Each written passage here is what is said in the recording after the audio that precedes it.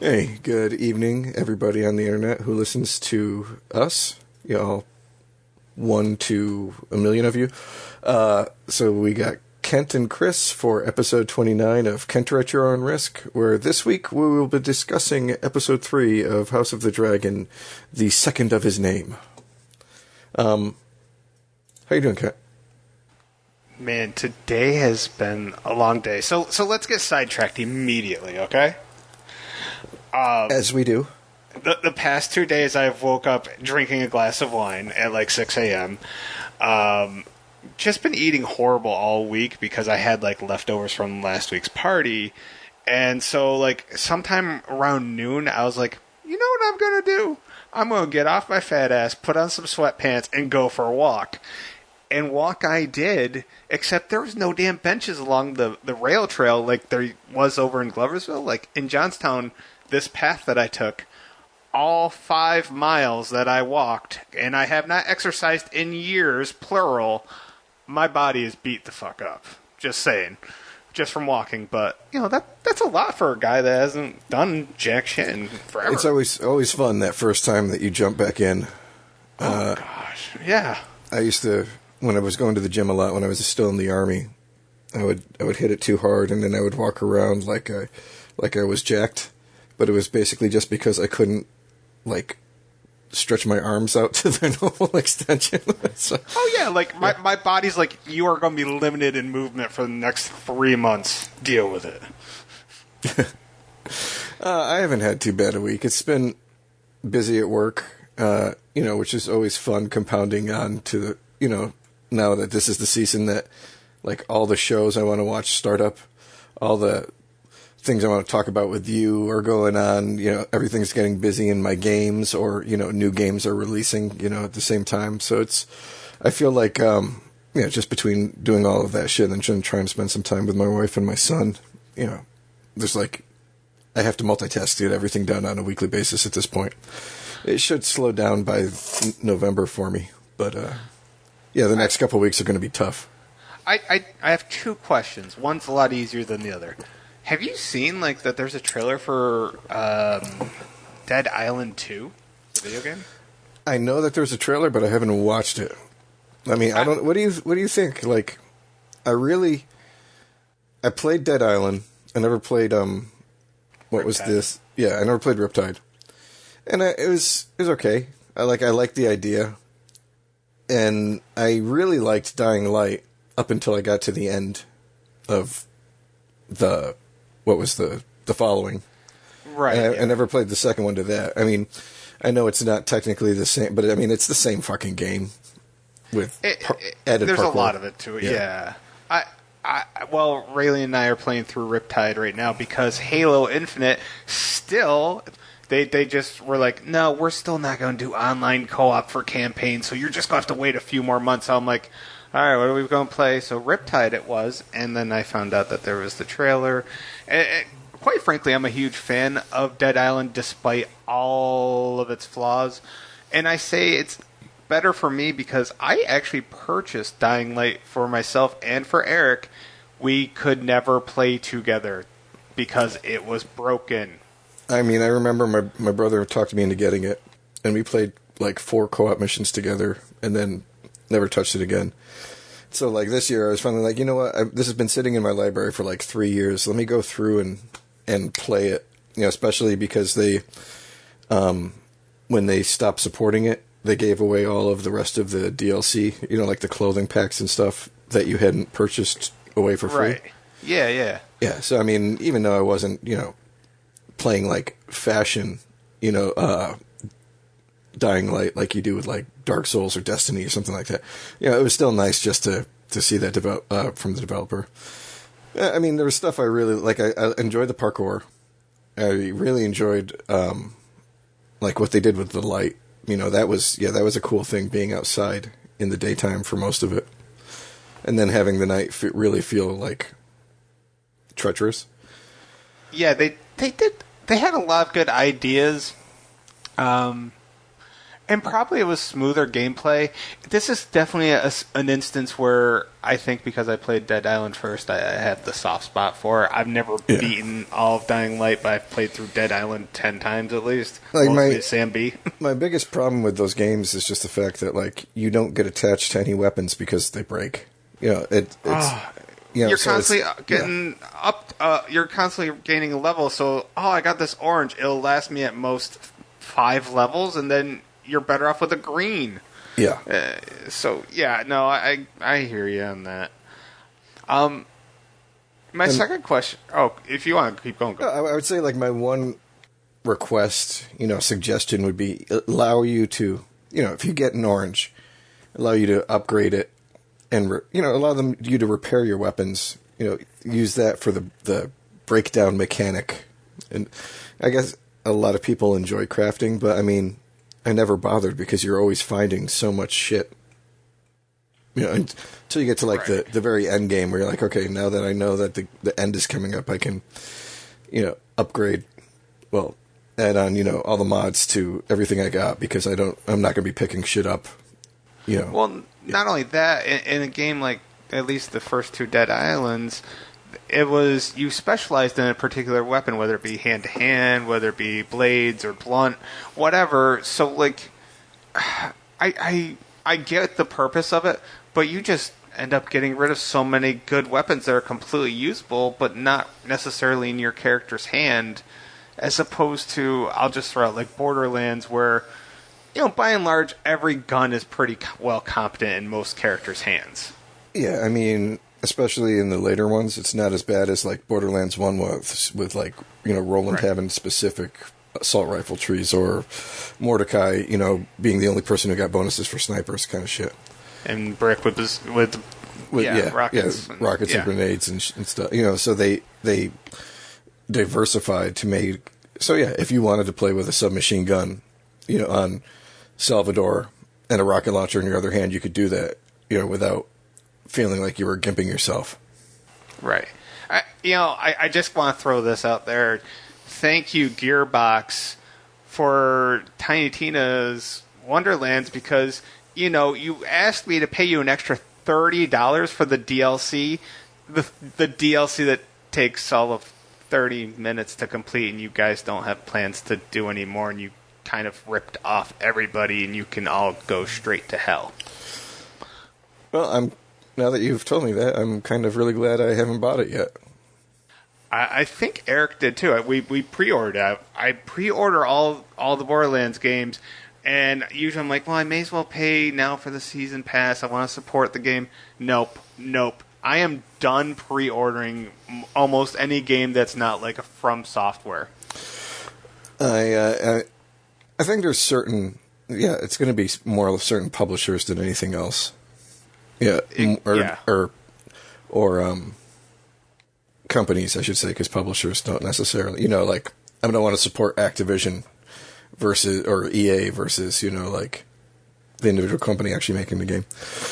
But, I mean, the other thing, like, I play most of them on PC, just because, like, if I was on a day shift schedule, it would probably be easier to get in with playing stuff with, like, you and Eric, but because my schedule flip-flops around and I'm nights, so, like, even if I could be with you, playing with you, there are, like, 3 or 4 days in a row where I'll be working and you'd be playing. So, I mean, it's just rough. So, most of the Borderlands stuff I played, like, Borderlands 2 I had for 360, I had for 1, I bought it for PC, I bought a copy for my mom, I love that fucking game, so I have it on, like, every fucking console that I've been able to play it on, but, like, Borderlands 3, I waited until it came off of Epic to get it on Steam, and the same thing, like, Tiny Tina Wonderlands just, came out, like, a month or 2 ago, but since nobody was playing it, I wasn't about to rush to pick it up. Hell no. I mean, it's a good game, but, it's a 20-hour game. So, I just don't know how much... I mean, yes, you can elongate it like any other game, but feasibly, it's a 20-hour game. I mean, did they do the thing like they did in Borderlands 3 where you hit max level before you finish the game? Yes. Yeah, see, And there's that no kills end so much game. of it. Yeah. There's no content. It is so the DLC is you go do like random stages, and there can be like certain things that you can make it so it's harder. So when you finish, you get a better payout. So then you can put it in these like I don't know, it's not slot machines, but a randomizer to see what you get and hope for the best. And that's end game content. It's just there's not even like raid bosses. There's Yeah, I nothing. mean, It's empty. that's the Borderlands 2 nailed it the right way. It was giving you, the progressive difficulty levels and then the OP vault levels to go through, Yes. and not being able to hit max level until that point. Whereas, like, Borderlands 3, when I hit level 30 before I finished the campaign, and then, the new level caps with each DLC that came out, it was like, okay, so now that I'm max level, all I have to do is make the game that much more difficult by running it on, the extremes of the mayhem levels in order to get better loot. And all I'm getting is gear score, rather than, the difference between something at like level 50 and level 72 in Borderlands 2 was phenomenal, while the difference between something in like Mayhem 4 and Mayhem 10 might be like 1k DPS. Yeah, I don't know. Yeah. There's a lot of flaws with what Gearbox is doing, and I don't think they can get out of their own way. It doesn't appear, because if you think about it, pre-sequel was a letdown. Borderlands 3, the gameplay mechanics got better, but the story was atrocious. And this one, the story was great again. The gameplay was great again. It was short, and now there's no end game count. Well, Yeah. I mean, I guess the next one will be the first one we'll really see how being bought out works for them, because this will be the first one coming out that will be completely developed since some Bracer Group bought. What were they? Gearbox?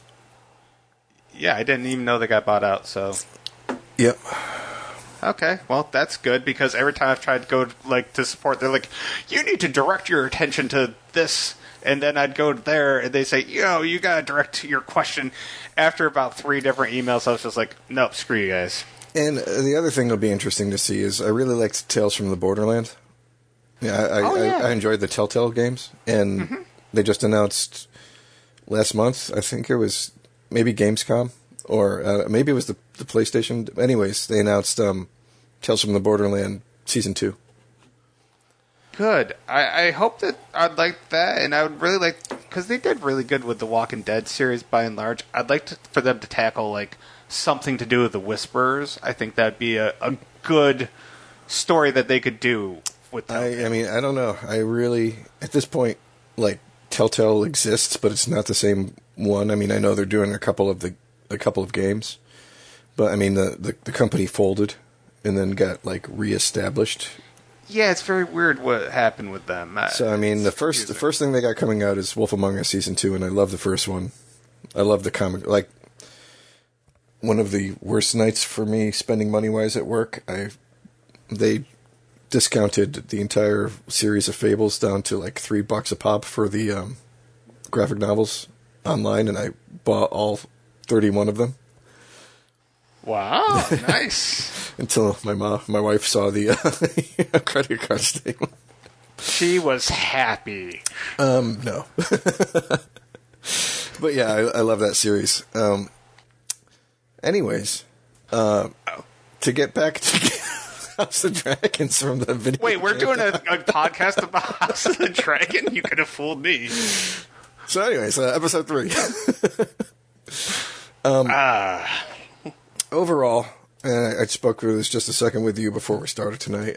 This was an hour and 12-minute episode, and I liked 40 minutes of this a lot, and the other 30 minutes actually put me to sleep. So, I mean, this was by far the weakest episode as of 3 episodes in, which isn't a huge thing, but I could absolutely see this being the weakest episode of the whole first season, quite frankly. Mm-hmm. It was slow at times. It was plotting at times. It focused on basically 3 characters, and I mean, eventually we're going to have a litany of characters that we can, we'll only get like 8 to 10 minute segments with them a week, and it'll be refreshing. But right now we just don't have all those people because I don't know who they're going to establish, quite frankly. I mean, for me, it's not even that because, like, think back to Game of Thrones. Like, without reading the books beforehand, I mean, you had no idea who would end up being the major characters in the later seasons, at the first couple of episodes. Oh, hell no. I mean, and they did a good job of subverting stuff with that. Like, the king dies, the king's hand dies, Khal Drogo dies. I mean, a lot of what would typically have been main characters ended up getting murked off in season 1. Yeah. So, I mean, I'm not worried so much about, like, which characters to follow, as long as the writing is well. And I think that's where this suffered. Like, the part where this episode where it was, like, character drama, I enjoyed. It was really good. The part where it was, like, action scenes, to me, didn't make sense. And a lot of it was just smoke and confusion and darkness, depending upon if we're talking about the scene at the beginning or the scene at the end. It's funny that the showrunner who just left the show is like basically the guy who get credited with doing most of the best action scenes in the first series, Game of Thrones. He did like the Battle for the Wall and the Battle of the Bastards, and I think a couple more of the ones in like season 8. Like I forgot what the episode was called. The one where Jaime and Bronn get attacked by the Dothraki and the dragon. Oh, okay, yeah. Yeah, but he didn't direct this episode, and I think it shows. Yes, it did, and I really want somebody to tell them, take it easy on the dark scenes, because no matter how good your TV is, like, most people, like at least half people's TV, sometimes too dark, looks horrible still today. Yeah. It just does. So, I don't know, try to find a way to keep it dark, but a little lighter maybe, so it doesn't look like crap all the time. Like, nothing should look like crap on a TV that I got in, I think it was a 2019 model. Well, I mean, at least yours is new, because I got my TV in 2012. You're keeping it real. I keep it real until it goes wrong. Till the wheels fall off. All right, I have lots of complaints, but I guess let's go through the episode, kind of, and... All right, so again, we get another big time jump in this one, but do they say it right away? No, but was it implied 3 years, basically, at some point? Yeah, I think we get it after the first couple of scenes, because the first couple of scenes are... No, you know what? Was there... No, after... Was there like a list of like a title scroll thing going on? Because I kind of remember it saying that it's been like a couple of years... Oh, there might have been. All I know is I have written down 3 or so years later. Yeah.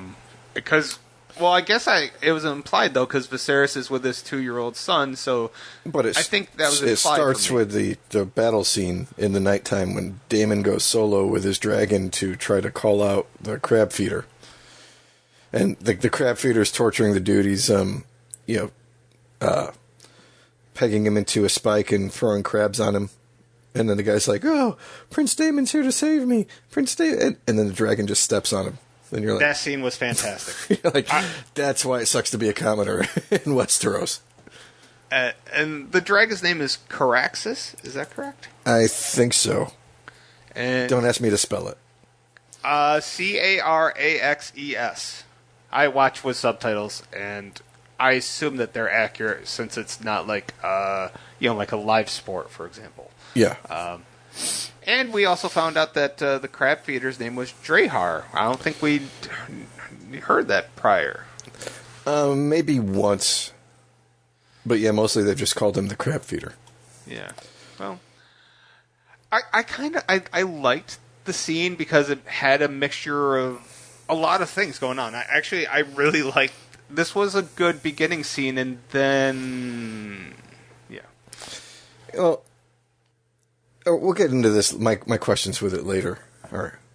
Overall, when we get to the end, I'll get to that. So then we go to, like you said, I don't know if this is when it says it or not, but the king's new son with Alicent is now 2 years old, and he's Aegon, and it's his name day. What the hell does the second name day mean? Is that like getting your middle name? Is that the premise? I think it's basically like they see if you're going to live long enough to actually, present you to everybody and say this is your name. Oh, I don't know if that's morbid or smart or both. I mean, and I could be wrong, but I seem to recall, like nobility had to present, this is my heir, he's free of defects, do you accept him, yada, yada, yada, kind of shit. That makes sense. I was sitting there like, maybe he just doesn't have a middle name yet. But what you're saying makes a lot more sense than my whatever. I don't know. I mean, I have not studied in depth the nobility practices of Westeros, any more than you're letting me down. You're letting everybody down by not knowing this very specific thing. I'm sorry, guys. If you wanted to know where to go, I don't know. Anyways, listen, I'm carrying my part by suggesting it's a middle name day. You're supposed to have real answers. But so anyways, 3 years later, Aegon's 2. It's about to be his name day.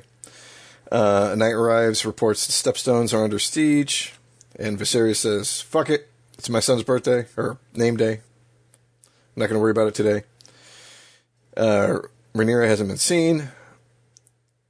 Daemon's been pushing his men too hard, and the enemy is safe from the dragons and caves. And Otto's like, "Fuck it, we didn't start this war. It's Corley's and Daemon's problem. Let them deal with it." Hey, we also met Otto's brother Hobart. Yep. You know what? I remember this too. We cut to Rhaenyra and the Kingswood in a bard singing to her, and I was like, "Holy shit, is that Jaskier from The Witcher?" And my wife's like the same thing. She's like, "Oh my god, is that who I think it is?" It sounded like him.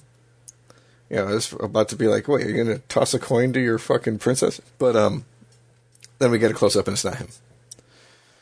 And we should also point out that we met Thailand Lannister as well. Our first Lannister of the series. Did we meet him at that? Yes. Yeah, we did. Yes, he's actually the fucking knight who comes in and is talking about the shit, isn't he? Yeah. Yeah, because he wants the crown's help. Because he's I was like, nah. He's rich. Yeah. So Alicent comes to find Rhaenyra, and she's pregnant again. And Rhaenyra is Quick question. Being a teenager. All right, the tree, is it a weirwood, godswood? I'm confused by what trees. The godswood is like the name of the forest, or the little copse that they have the trees in. And a weirwood is the actual tree that has the face of the old gods in it. Gotcha. Okay, thank you. Therefore. So the royal family's all traveling in their coach, and Viserys is like, "Rhaenyra, you should go on a boar hunt." She's like, "Why would I want to do that? What did she say? They sound horrible when they cry? Yeah, when they... Yeah. I just want to point out one thing. The dude who played Samwell, the minstrel, he really did a great job. He's like, "No, you must stay. No, you must go." And his reaction was really good. I just wanted to I don't know if we'll see him much, but if we do, he did a really good job. But yeah, as you said, she didn't like the noise that it makes. So the coach arrives at camp. She's all still being a teenager. Viserys is starting to look like he's aging. This is, I think, the third scene is the first time where you really see like how thin his hair is getting. Is it weird? Like, I took a specific note that it was kind of nice just once in the franchise to have the king be there and people are actually seemingly like happy to have them. Like, did we ever get that in Game of Thrones? I don't really think we did. I think this is the first time. You had people applauding Robert at times, but I mean that was at like the tourneys and the hunts that he get, rather than I think people are genuinely happy. I don't know. Am I wrong in saying that it appears that people like Viserys? No, I think he's a popular king, and to quote to one of the questions from your blog this week, I think one of his biggest problems is the fact that he wants to be popular and wants to be liked rather than necessarily making the tough decisions that would cause him to not be liked. Although I would agree. Although he's dug in his heels, as we'll find out later, in regards to his daughter, he still doesn't push that enough in order to make sure that everybody is on board with that. Yeah. Everybody's got their conflicts. This had a lot of conflict this episode internally. Yeah. So we get some more sullenness from the princess. There's a scene where the women are talking about what's going on, and it was the lady Sarah Lannister that seemed to be the troublemaker. I was like, of course it was a Lannister. And I need to know more about Larys Strong's foot, because that iron boot of his was awesome. Yeah. And then Rhaenyra gives her go snap kind of comeback. I was like, yeah. The cake line was so good. Yeah. So we go from the women talking shit to each other to Jason Lannister introducing himself to Rhaenyra. Can I just say, am I the only person that found it weird that there was a dude just named Jason? I know we've had some common names, but I don't know. Jason just kind of stood out as a weird name for this show for me. I don't know why. Maybe I'm being weird. Maybe. I don't know. I just didn't expect to have a Jason in the show. That's all. Didn't we have a Jason in? Spelled differently, but in Game of Thrones. Did we? Oh no, never mind. All right. Well, no. What was it? What was the dude's name? The guy who freed Arya, the faceless dude. Oh, oh man. I want to say Jahara, but I'm way off. Well, his last name was Hakar, but wasn't it Jacen? Oh, yeah. You're on the money. By the way, I just want to throw this out there. On IMDb, one of the first things that comes up is a picture of Brendan Fraser, and I didn't know that was Brendan Fraser. And yeah, he looks happy, but he's a much larger man now. I did not know that. Well, he's in the whale where he had to.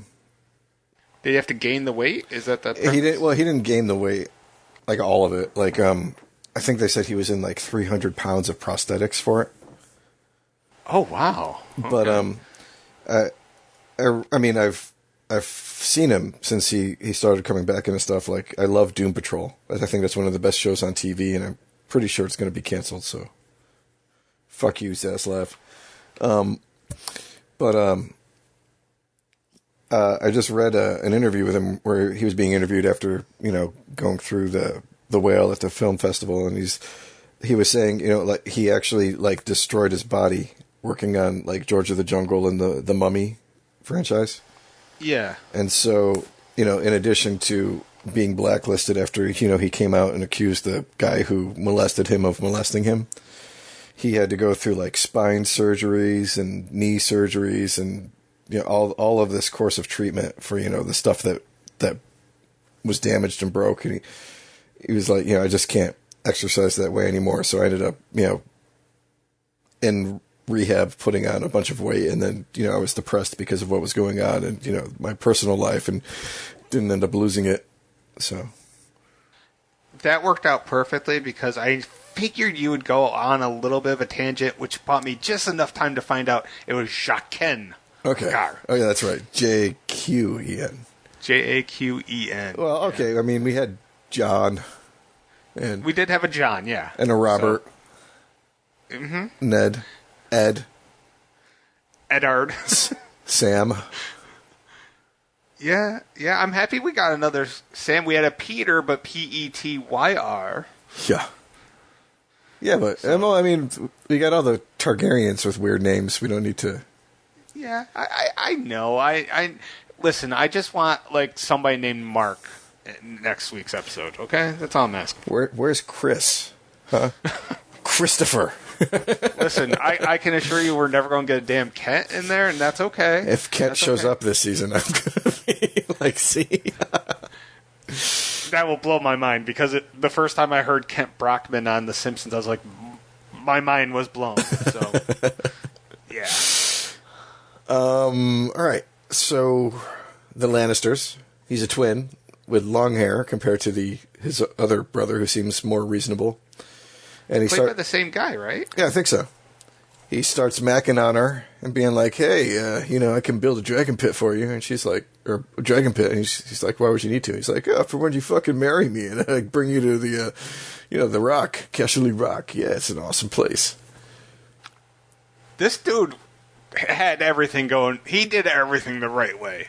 I applaud everything that Lord Jason Lannister did. I feel that's the best approach. If you don't know a girl, but you know she has dragons, you say, "I got money. I can build a dragon pit. Come on. Let's just get married. Come on." Well, obviously it doesn't work with Rhaenyra, so she takes off and races off on her horse after she yells at her dad. And yeah, this is why I'm really good with women. So Sir Criston chases her and stops her before she has a horse accident, and then they chat and walk. I'm going to forever keep calling him Crispin, and I hope he gets called Crispin at least one more time. I mean, he's probably going to run into Daemon at least one more time, so probably. Yeah. So they explain that they are hunting a white hart stag, which has been seen, which is a rare occurrence, which used to be, back in the day, sacred to the old gods, blah, blah, blah. So the hunting party sets off. Jason Lannister gives Viserys a gift lance for Aegon. That was awesome, by the way. I like that. Yeah. Saying he would be honored to wed Rhaenyra. And Viserys is like, "Hey, so why do you think Aegon's going to be the heir when Rhaenyra already is?" And he gets to see a little bit of steel from him, which I liked. That was solid. I enjoyed that. So Lannister gets a little, I would say, subdued and backs off, and then we get Otto talking to him, Viserys, and that another option for him to, protect Rhaenyra from marriage talk, but also to solidify his power, would be to marry his son, his 2-year-old son, Aegon, to his 16-year-old daughter, Lena. Yep, and not quite as awkward as, like the 12-year-old telling him that she hopes he won't have to sleep with her until she's 14. But but in 10 years it's going to be awkward because she'll be 26 and he'll be 12. Yeah. So the king gets a little depressed and starts drinking pretty heavily. And then we get I'm not sure how to read Lord Strong. What do you think about him? He's the one that was trying to give him real advice, right? Yeah, because he goes up to him and he's like, "Do you want my opinion?" And Viserys is like, "Oh, you're going to suggest your son, the best knight in the realm?" And he's like, "Nope." He's like, "I would suggest you marry her to Sir Laenor, Corley's son, and solidify your houses that way, since you snubbed him when you didn't marry his daughter." I think he's giving good advice. Now, maybe he has ulterior motives because, I mean, what's the show without every character having them? But one thing we did learn is that his brother is Sir Harwin Breakbones. And I've got to trust him and his brother because Breakbones, that's a nickname. I think my he's question on the is up and up. my question is less is does he have like a ulterior motive, and more is like, is he loyal, or is he like a sycophant for like somebody else? I mean, the way I look at it is either way, it was good advice. Yeah, I mean the first couple episodes, I kind of got the feeling that he was just like an Hightower pawn, but this is going straight against what Hightower suggests. I mean, this guy's going to be the closest thing we get to a Varys, I feel. So, does he have that side to him, or is he just a guy who is trying his best to give good advice? I don't know. I think he's on the up and up. That's where I'm at. Yeah. Okay. So we get some more scenes that really show like how lonely Viserys is, despite the fact that he's king and he's finally got the family that he wanted. He's still, not able to have everything. I think he would probably ended up having been happier if he hadn't been named king. Like, that's my impression I get. Like, this is a guy who much rather have been, like, the model old Valyria builder than king. Oh, yeah, he does not seem like he's doing his duty because he has to, because that's just the way, how he was born. He was born into this role, but no, he's not happy. He'd rather work his 9 to 5, go home, and, yeah, I don't know. This episode definitely built up at least some kind of sympathy / empathy for the character. Oh, I think he's probably one of the most interesting ones we've got. At least, probably, the most multifaceted. Definitely, I would agree. They built him very well. They gave him a lot to work with, and he's done a dynamite job with it. I mean, like you said, this is the only king we've ever seen in Westeros, who seems to actually have, like, the support of his people. Yeah, I don't know. Like, it's weird to see somebody who, I wouldn't necessarily label him as miserable, but he's definitely not happy being the king. And yet, I don't know, maybe that speaks. I wonder if the public also sees that in him, like, maybe he doesn't like his job, but he's doing a really good job, so we're just going to be cool with him. I don't know. I have many questions. Yep, and so we then come to Rhaenyra and Kristen. He wants them to return to camp, but she doesn't want to, and she's bemoaning the fact that, like, maybe this is mixing in the conversation they had earlier, but she's bemoaning the fact that, like, she has no power and she's just a figurehead, and he's like, everything I've gotten in my life has basically been given to me by you, so yes, you have power, and then they get attacked by a boar, and we get a pretty accurate depiction of what happens when boars actually attack people. They're terrifying little bastards. Oh, yeah. Kristen stabs it through the back, but he's not quite dead, and Rhaenyra just goes to town on him with a dagger, and she's fucking just drenched in boar blood. And I love that when they finally get back to camp the next day, she's still got it all over her. Oh, yeah, I love... Like, she wore that blood as a trophy, and that was the best case, because people are just looking at her like, oh, she gangsta right now. So I like that. Is it just me, or did... I hate to... I don't want to keep comparing characters to characters from Game of Thrones, but I really felt there was a lot of Sansa in Rhaenyra this week. Yeah, and I'll say that because I don't like Sansa. So. Yep, me neither.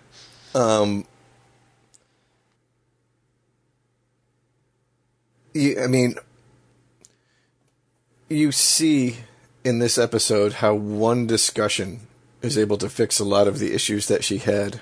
And the fact that, like, she and her dad waited for 3 years before having this discussion just makes you want to be like, what the fuck is going on?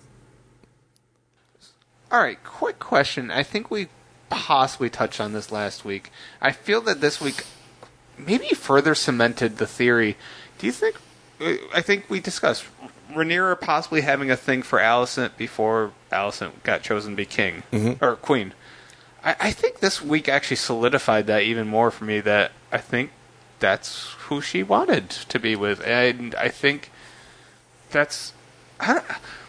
like, were lesbians like a thing, like, as far as like a proper thing back then? Because it doesn't seem like... Well, I mean, Westeros is its own place compared to Earth. And yeah, there would have been lesbians, but I mean, think about the fact that, like, even, 170 years later, it was still shunned. Like, Loras and Renly had to hide the fact that they were a couple. Yeah, I was trying to think of his damn name, Loras. I knew it was an L. That was it. So, I mean, in the grand scheme of things, she was probably... Her and Alicent could never really had a proper relationship. They could have had one behind closed doors, obviously. Exactly. She never would have been able to marry her. It wouldn't have been approved of, but it probably could have happened. Yeah. Yeah. I don't know. I've been asked that question a couple of times. I'm like, yeah, I feel that this week really cemented that for me. So then we get Alicent talking to Viserys by bonfire, and he tells her of the dream he had long ago, where Rhaenyra was the one who ended up being wearing a conqueror's crown, and back then he didn't believe, he wasn't and then he realized after, was it Baelor died, that it was a true dream.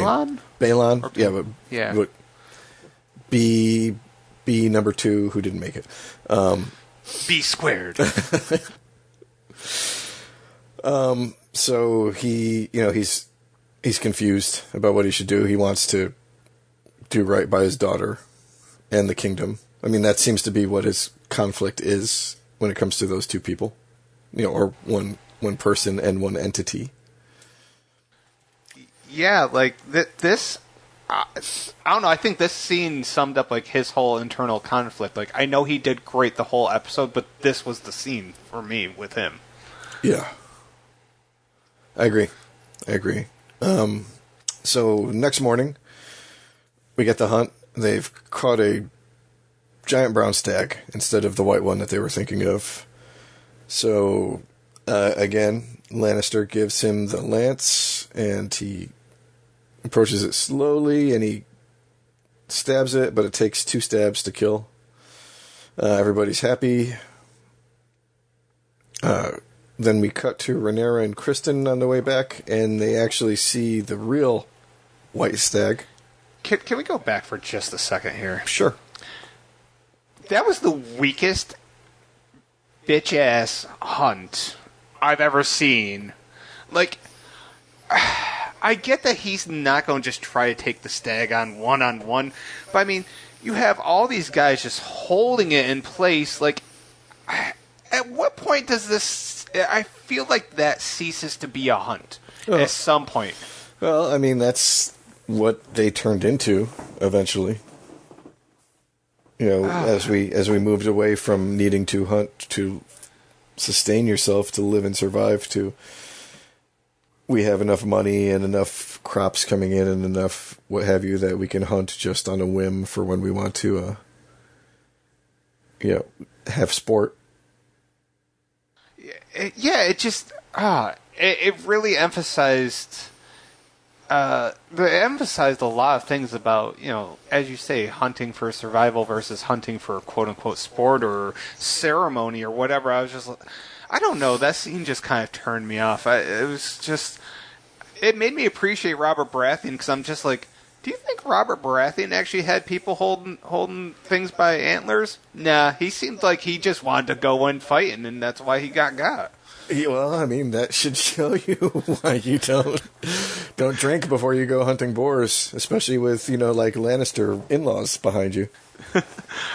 I mean, did we ever see a scene where when Robert wasn't, like, drunk before the injury?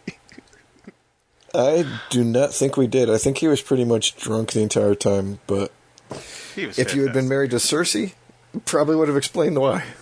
Oh, yeah. All right, go on with the white stag. So Rhaenyra and Kristen see the white stag, and walks up to them, makes eye contact with her, and then she stops Kristen from killing it, and lets it go. Then she comes back to camp, having Kristen drag the boar that she killed behind her, covered in blood, which is awesome. Yes, once again, that was my favorite scene for her, by the way, was just the walk. Yep. So we are back in King's Landing. Otto and Alicent are chatting. Otto is convinced that Aegon will be king, and Alicent is like, no, it's, Rhaenyra's place, not Aegon's. So I think that kind of gives us a little insight into her character. I would say so, yeah. Yeah. I mean, I don't know if she's strong enough on her own to, like, completely go against what her father wants, but she definitely doesn't agree with him on everything. I do feel that Alicent does want good things for Rhaenyra, if nothing else. Yeah. At least right now. Who knows down the road? I mean, I'm going to assume there was some kind of feeling there for Rhaenyra as well, but definitely friendship.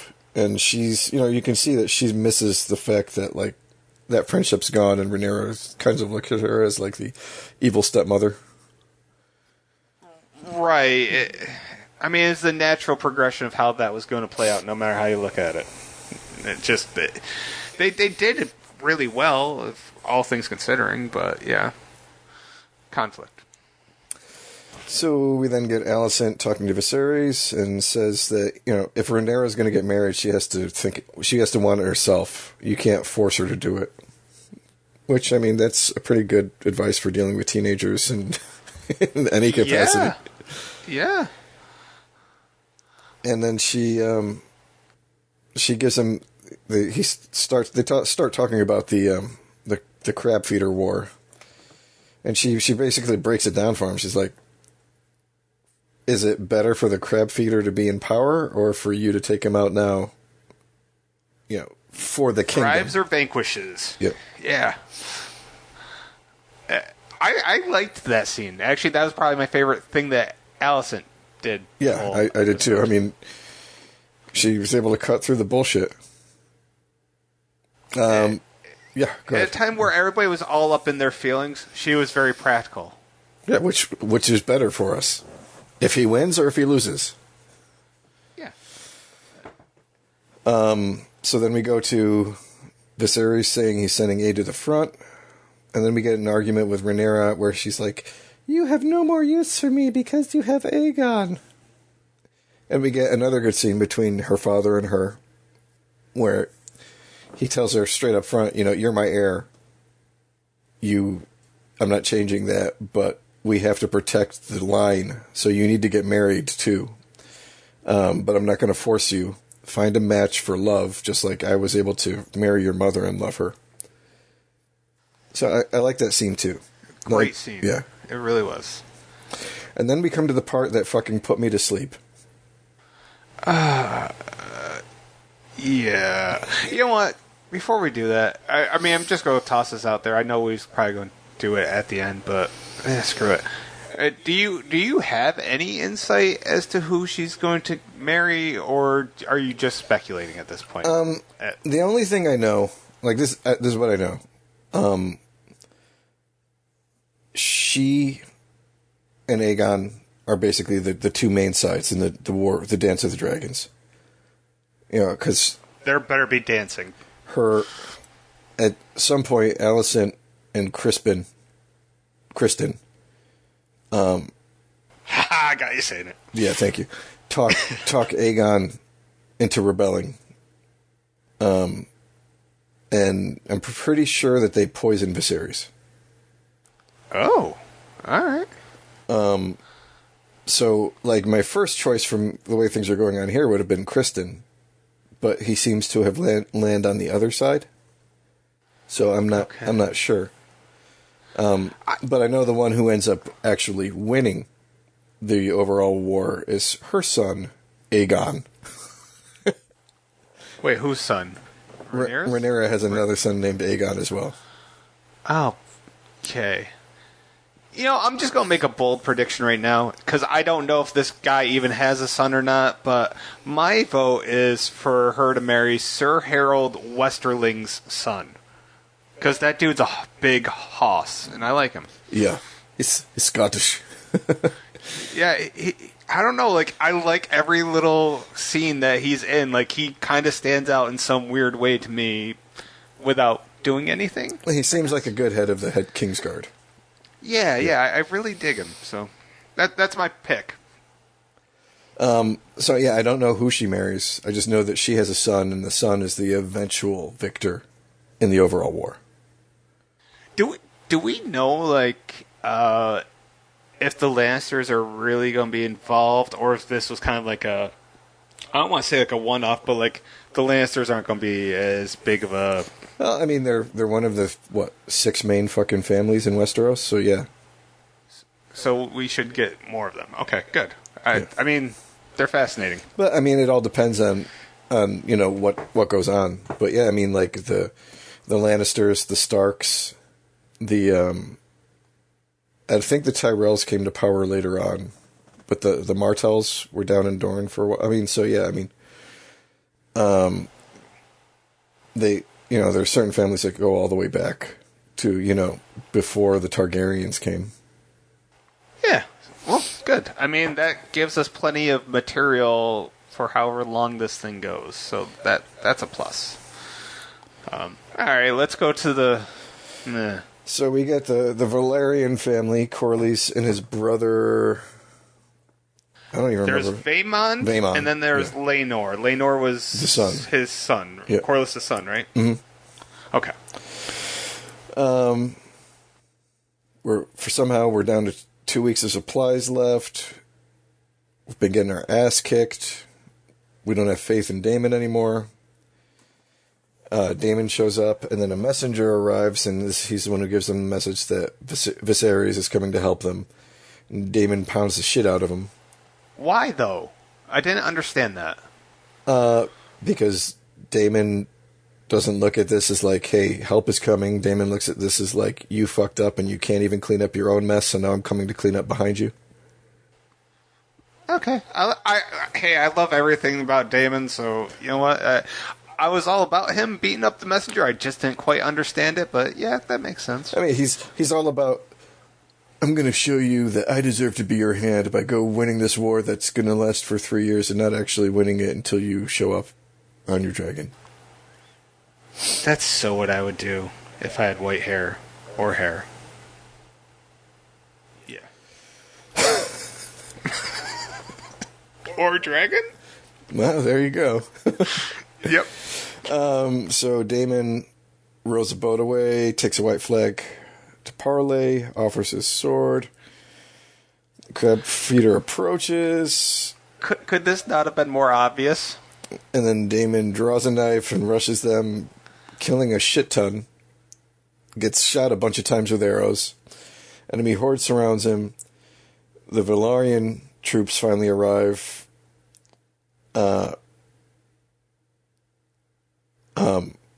One of them on a dragon for air support.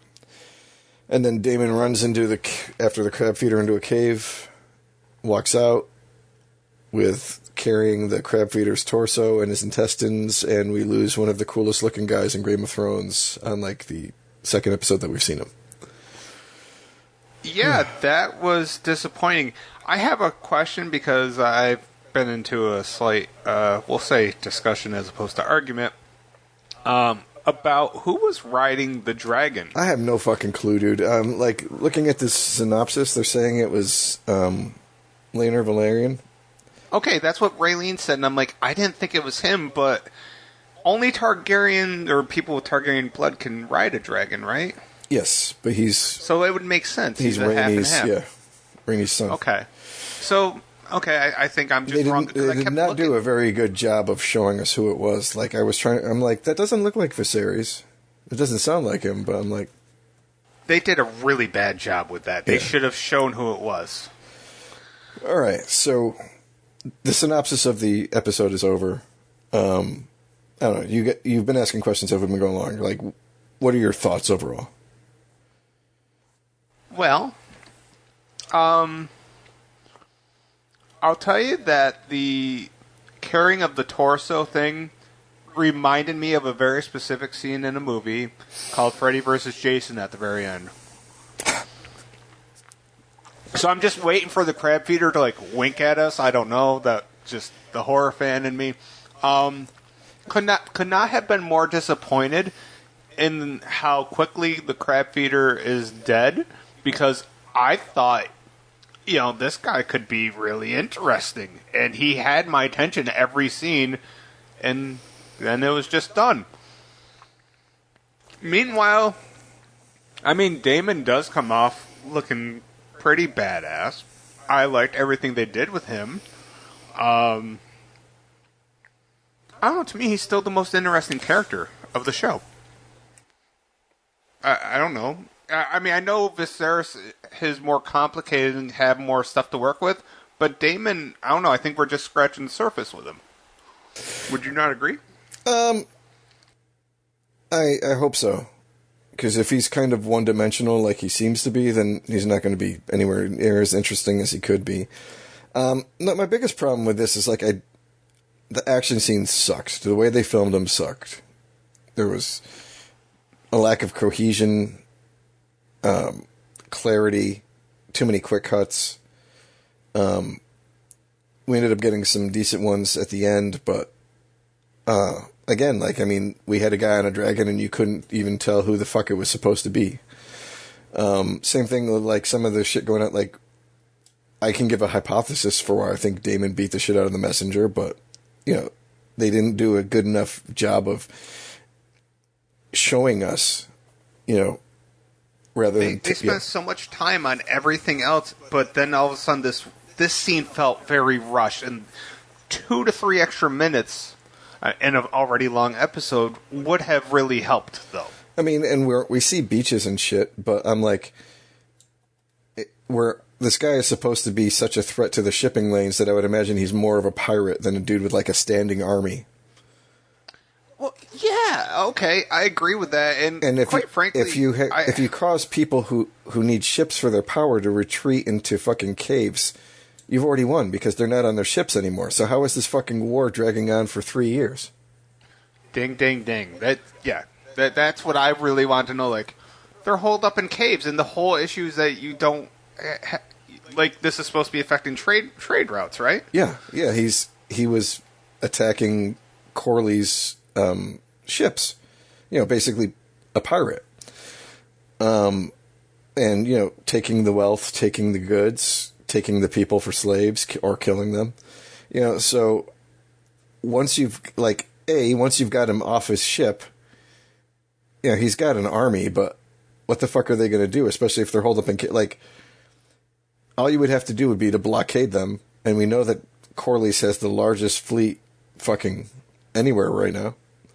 And you prevent them from getting food, so, like, how are they holding out for 3 years? That's the shit that, like, how is this in such a dire strait unless Daemon and Corlys are just such fucking shitty generals that they fucking...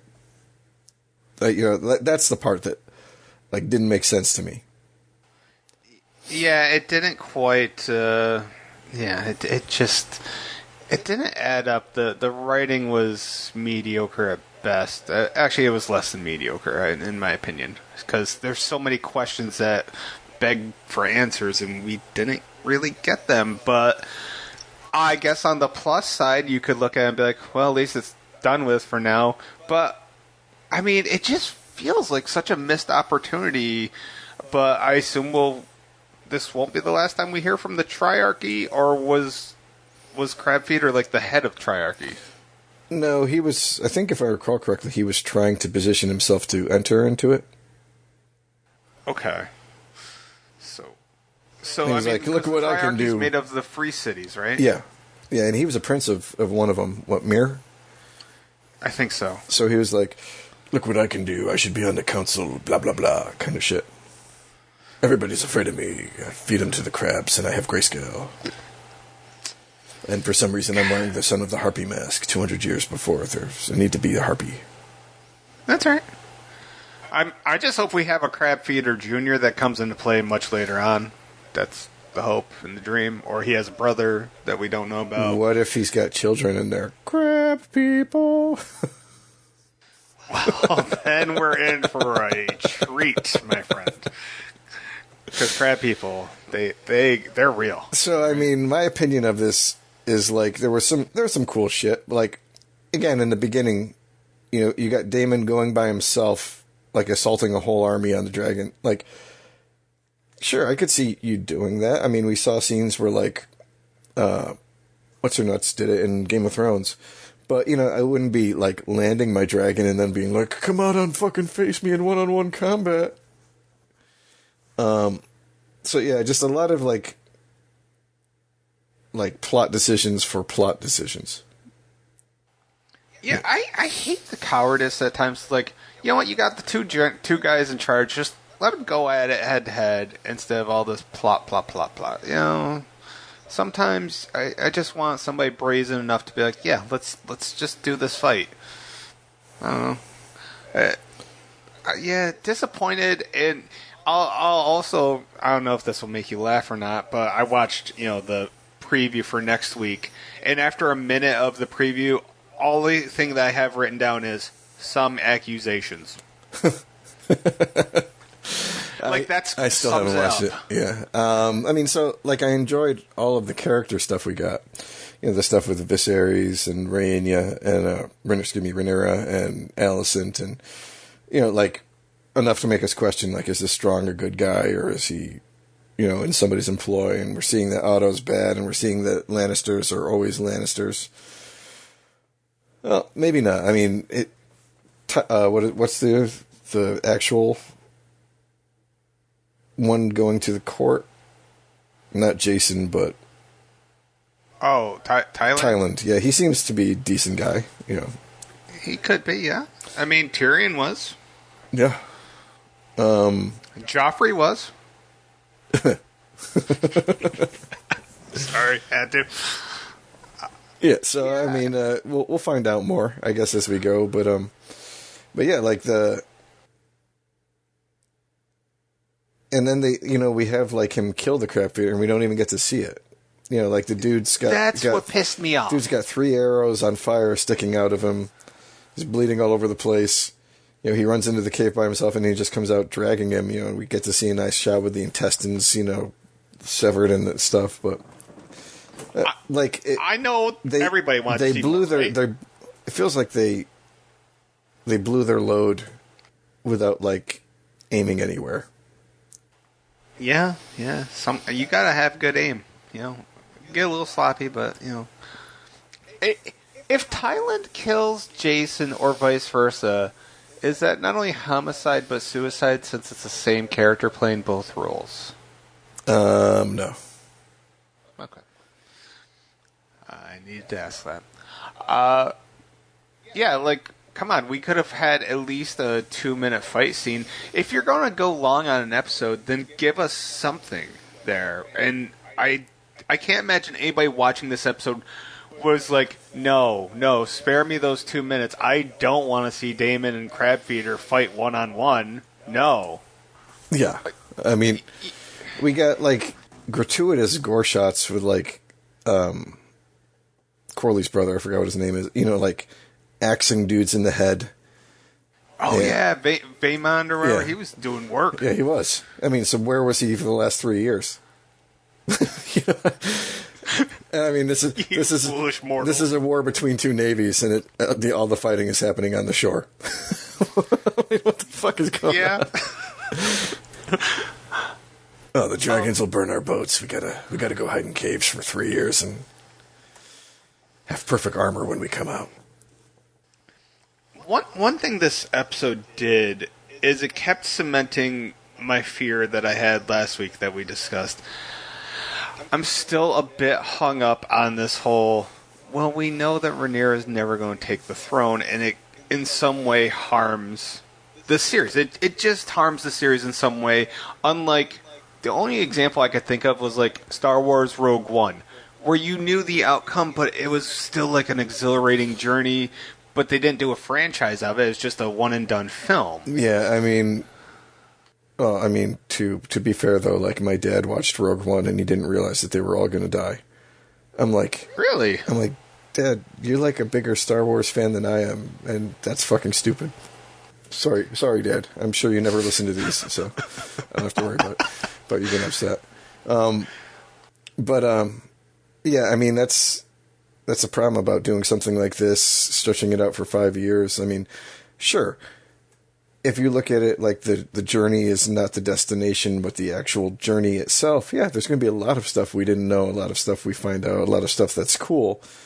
But if you're somebody who's like the trip is all about just the destination and not the journey I took, well, then yeah, we already know how it ends. I mean, we already know, for the most part, broad strokes, who lives and who dies. I would say, it's just like this thing that's kind of hanging over the series where, like, all right, I'll give another example for a TV series, which was with Walking Dead when it was announced that Daryl and Carol were going to get their own spin-off series. So now you're doing 2 seasons worth of content, and we know that no matter how bad of a position these 2 characters are put in for these last 2 seasons, they're going to make it. It's something like that it doesn't hurt it because you can still tell a good story, but it's still ever present. That's where I'm at with it. It's just ever present. It's going to be lingering and looming. It's different from something like The Walking Dead 2, where they started deviating from the comics relatively early on. Oh, yeah. So, I mean, you have all the big changes that they made. Versus something where, like, they've tried to stay true to what's on the page, up until there wasn't anything on the page anymore. Yeah, I mean, I don't want to come off sound like I'm not excited to see where this goes. I truly am excited to see where it goes. It is strictly just a matter of me still thinking, at the end of the day, I'm like, okay, we kind of got the big outcome. They need to have something else. They need a little extra something for that final destination. It'd be nice to have something else to kind of look forward to. Yeah, I mean, it feels like this one has a lot of, like, the, like, major questions. It's lacking them. Like, the fact that George R.R. Martin hadn't finished Song of Ice and Fire when Game of Thrones started, Jon Snow died at the end of the last book that was written, so we didn't know if he was coming back. We didn't know who his parents actually were. We didn't know what the deal was going on with the White Walkers. We never even saw the fact that there's a Night King kind of shit. We didn't know if Arya was ever going to get a revenge. We didn't know if Sansa was ever going to come into power. We didn't, all of these questions left for us because we didn't have the answer. And whether or not they answered them successfully, that's another story. It kept us wondering, though. But here, I mean, like, what's the main question? I mean, we know who ends up on the throne. We know that 172 years later, there's a rebellion that kills the family. We know what happens, from the point on. So, I mean, it seems like much of the overarching mystery isn't there. I mean, I'll even compare it right now to another show that's like Lord of the Rings: The First Age. Even though we know how that ends too, the fact that there's like 12,000 years of space that really hasn't had that much written about it gives them way more freedom than, only dealing with, 170 years prior to what we've already seen with, like a history book written about what happened in those intervening years. I look at it in this way, and this is going to come off incredibly insulting. But earlier today, when I was gaming with Raylene, she's like, "So why all this tease? We already know that Rhaenyra is never going to get on the throne, right? Like they've already established that Daenerys was the first one."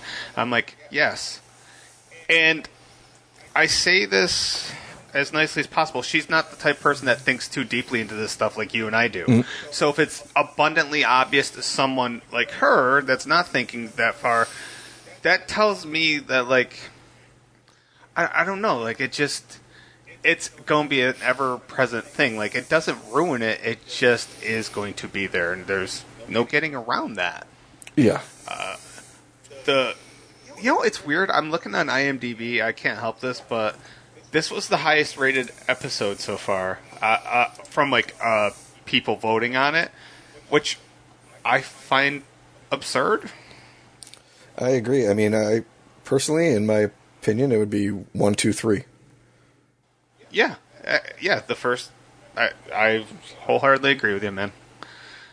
But hey, the next one's called King of the Narrow Sea. Yeah, unfortunately, when I went to log in to look up the synopsis for this episode, I saw what the synopsis for the next episode was. So that might have spoiled it a little bit for me. Yep, I just read it, and now I feel a little spoiled, but that's okay. I'll forget it when I answer my questions.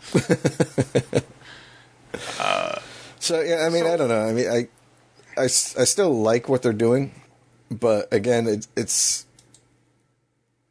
I'm not as invested as I was in Game of Thrones, especially having read the books for I think I read the first one in 98 or 99, so I was reading them like 12, 13 years before they actually made the show.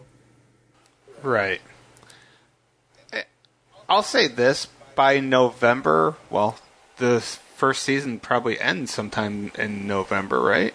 I believe its first season is 11 episodes. Yeah, it says 11, but there's only 10. Oh, it's very confusing. Did they do the whole thing where the episode 0 was like, this is the pre-production bullshit? Apparently, yeah. So, I mean, come November, I'll be horror movied out for a bit. I think I may actually go back and rewatch Game of Thrones. I don't know. It just seems like something... I always try to find something to do in November that's really mind-numbing that I don't have to pay too much attention to, and that seems just about right. Well, every year, the only vacation I take every year is in November, and it's the week... Because I got married, and my son's birthday are exactly a week apart. So I always try to take, so I have both of those time periods off together. And the one thing that I do every year on vacation that I haven't done so far this year because I got COVID, is binge the entire Lord of the Rings thing because I have all of The Hobbit and now all of the Lord of the Rings, extended editions. So, I mean, that's only like 27 hours of movies to watch. But I mean, I can't do them all in one day, so... but yes, one of the very few complete collection of series that I have on Blu-ray is the entire Game of Thrones series. So that's a possibility, too, I could do. Well, not only that, I mean, if you have HBO, you could always do that, too. It just feels, better when you have to actually get up and put the disc in. You're right. You really are right on that. I don't feel quite as lazy. Listen, I have everything as digitalized as possible because it does not get any lazier than this guy. Dude, no, I hear you. My bookshelves are triple stacked. I can't buy any more books, my wife told me, so everything I get now has to be digital. Like our movie DVD shelves, they're full. and most of them aren't Blu-ray. So, yeah, we try to do as much digital as possible now, too. On the plus side, you have access to a pretty substantial library, so that's a good thing. Oh, for sure. I mean, I don't know any individual person who owns more books than I do.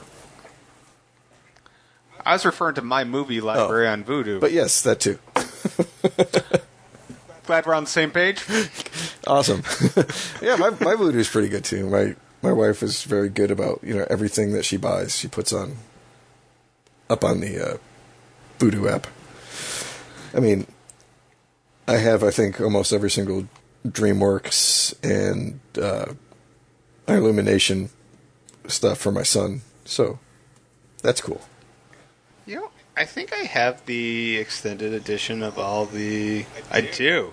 Actually, for the Lord of the Rings, I have normal and extended, and then Hobbit, I just have extended. Yeah, I used to have all of the normal ones too, but I was like, why am I keeping, It's foolish. 16 regular discs and, like 24 Blu-ray discs. I used to have, I don't know if they were probably like the special edition DVD. They came like in like the blue, books? red, Yeah. and green. Yeah. Yeah, I had that. That was awesome. Yeah. I still might have them. I don't know. I got rid of so many of my DVDs because I was just like, I'm only holding on this so I can look at this every once in a while and not even like open it up. Like, so it's just for looking at. Like, this is foolish. I need to clear off space for something that I actually could use. Yeah, I had the same problem. I mean, we were saving so much shit, and it was eventually just like, do I need to have the Transformer special edition that looks like, Galvatron's head, in order to take up like 2 feet on my shelf when I could just, keep the disc? Yeah, I had a big statue from Dark Souls 2 or 3. I think it was 2. And I was just like, what am I really doing with this? I'm not going to play with it. It's just for display, and I'm not going to ever sell it for any substantial money. Like, I had to kind of give up on certain things. My new big thing is I got to get rid of my Funkos, because they take up a lot of space. Ooh. I only have a couple, but I'm not getting rid of them. I'm deeply attached to about half my collection, and the other half, like, I have a ton of Game of Thrones ones that I can get rid of, but I'm not getting rid of the Hound or the Mountain. Gotcha. Not doing it. Is it the Mountain pre-zombie or post-zombie?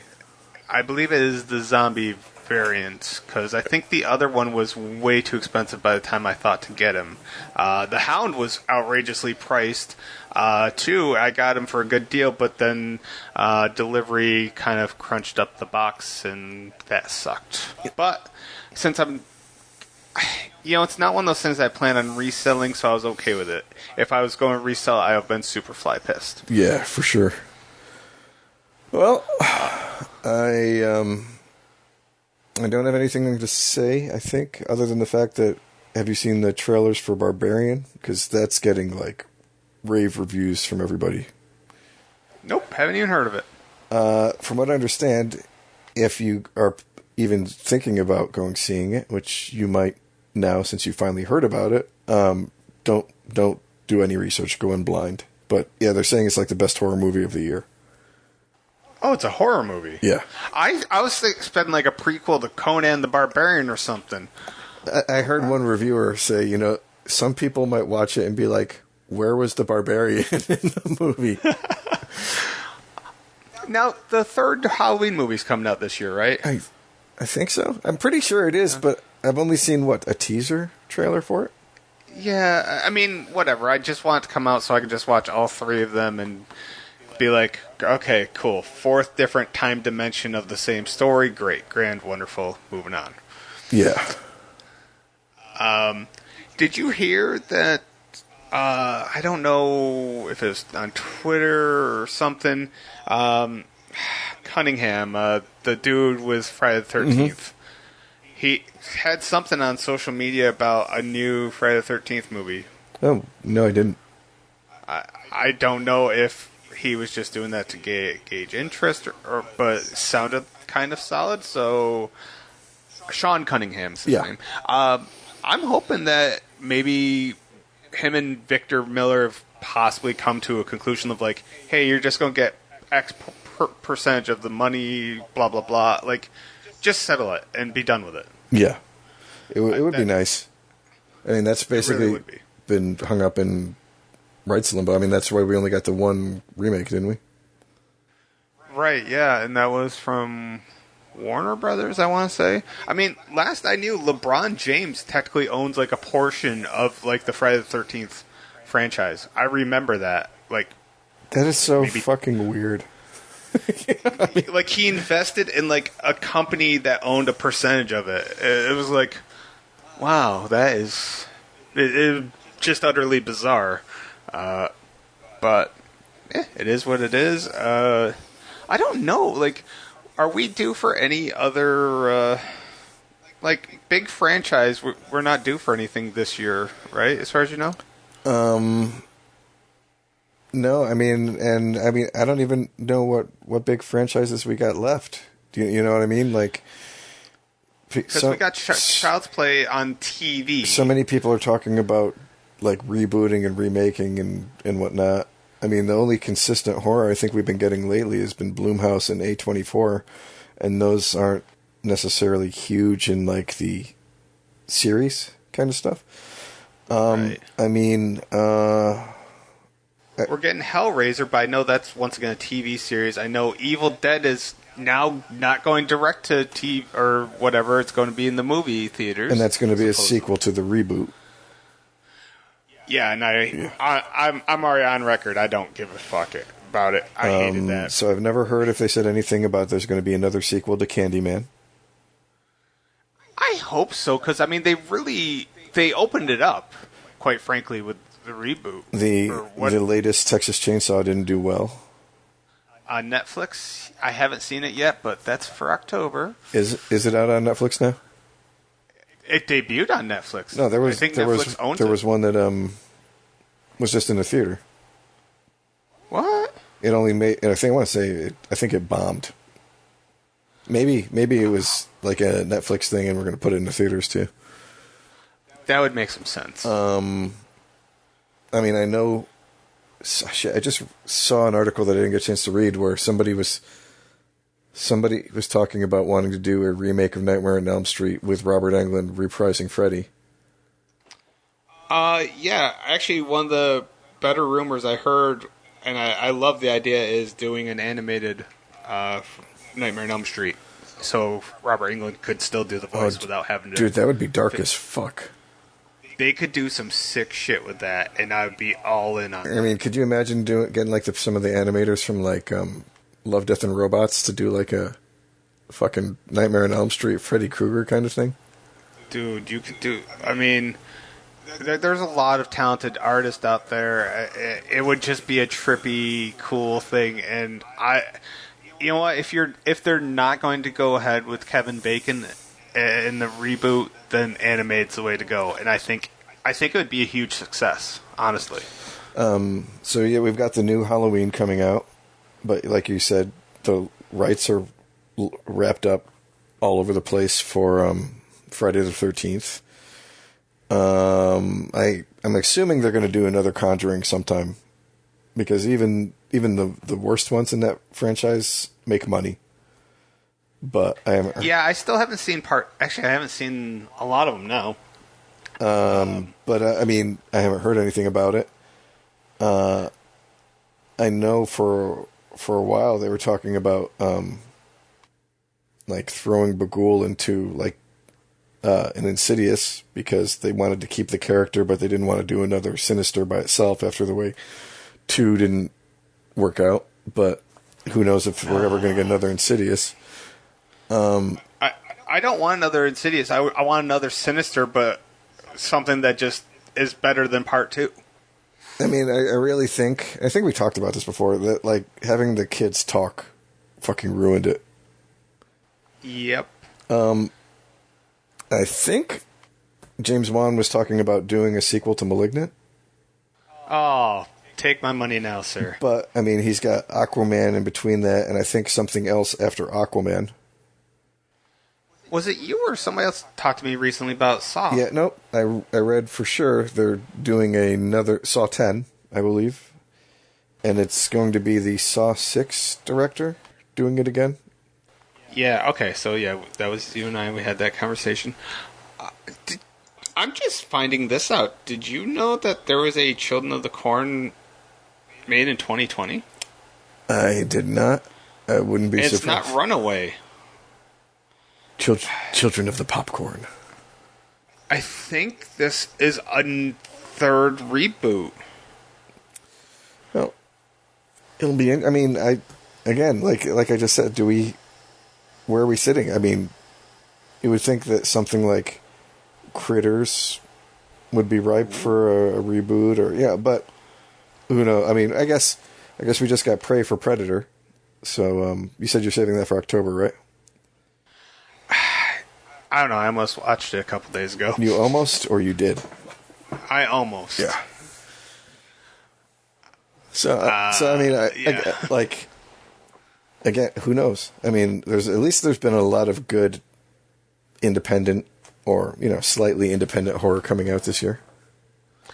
Yeah, every year I try to look up like what was the best of the past 2 years, and try to get my hands on it for October, just to see what people are talking about and if it's good or not. And it's always hit or miss, of course, but that's horror in general. I'm okay with not sticking to franchises all the time. Like a good one-off movie is perfectly fine in the horror realm. Most sequels to franchises suck, but they also are memorable. It's very weird in how that is. I guess we're getting another Scream without Neff Campbell. Yeah, I knew that. I believe we're done with Paranormal Activity for a while, at least. I think. Yeah, I haven't heard anything. I think that and The Purge, I think, are done. Oh, well, yeah, because the final Purge was... Yeah. So, I'm still mad at that, okay? A year later, I'm still mad at that damn movie. I brought it up just on purpose. Yep. You're welcome. All good. You know what I'm wondering about? And not enough to actually look it up, but just to remark about it right now. I wonder what the status of all the old Full Moon franchises are right now. Ooh. Like Doll Man, Demonic Toys, Puppet Master, Trancers, Subspecies. So that company doesn't exist anymore, right? I don't think they do, but I mean, I know that somebody was making like an independent Puppet Master remake. I mean, why didn't Anchor just pick them up? Because Anchor seems to have so much bad stuff. Yeah, I don't know. All right. Well, I mean, considering that we've been talking for almost an hour and a half about House of the Dragon, and probably only 40 minutes of that has been about the actual show.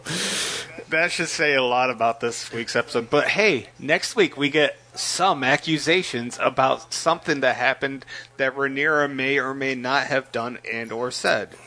Cool. Awesome. Well, Kent, I had a good time talking about it with you. This was the worst episode so far of the season, but not a bad episode. It wasn't bad. It just, if you watched it while you're the least bit tired, there was a good chance you were falling asleep. I had to watch the ending twice because I fell asleep. Yeah, so that's all good. So, yeah, next week we're going to come back with more energy. Maybe not talk for 15 minutes about video games before we hit the show. Maybe we will, though. Who knows? Yeah, maybe I'll finally... You know what? Next week I'm going to make sure I talk about Evil Within. Anyways. Oh! Anyways, good night, Internet. Take care, and we'll see you soon. See ya.